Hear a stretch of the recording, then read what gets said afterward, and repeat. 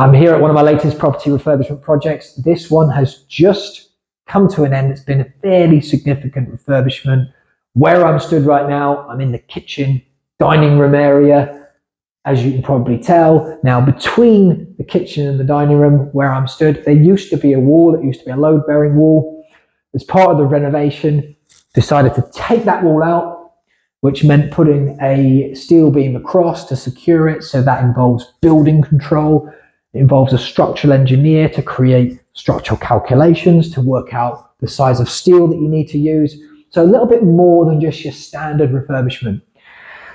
So that had to be done in order to improve the layout, but the net result is there's a much more appealing open space in the kitchen dining room rather than what would have been a very small kitchen and also a kind of impractical little dining room that wouldn't really make much sense. So opening up was the way forward. To do that, I've created sliding doors just off the kitchen.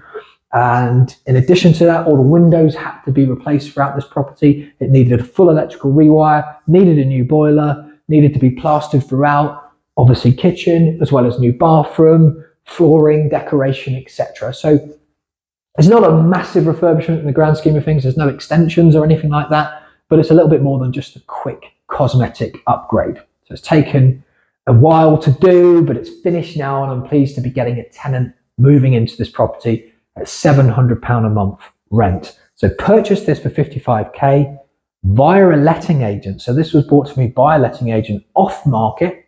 Property wasn't on Rightmove. It was directly from a letting agent that I already know and I've known for years. So she bought me this deal, purchased for 55. I've spent just under £27,000 renovating it, and I've just had it valued at 125,000.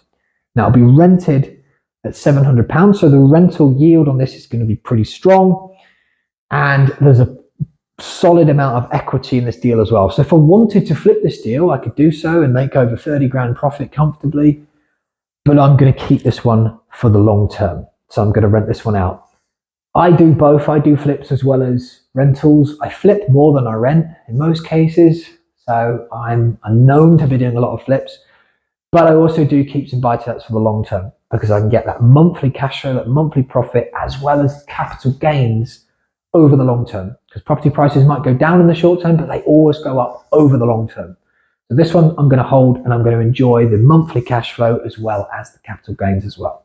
So I'm going to keep this one for the long term. Because this also was bought to me from a letting agent I know really well, of course, the win-win scenario that I can create is if I get deals from her, I can bring the property back for her to manage. That's an incentive for her to find me more deals in the future. And I've made quite a bit of equity over the years from finding deals, not just from estate agents, but also from letting agents as well. That can be a great source of deals. So hopefully this is useful. You've enjoyed this video. If so, you want to see more videos like this, let me know in the comment section below. Hit that like button, subscribe to the channel, and you'll see me again soon.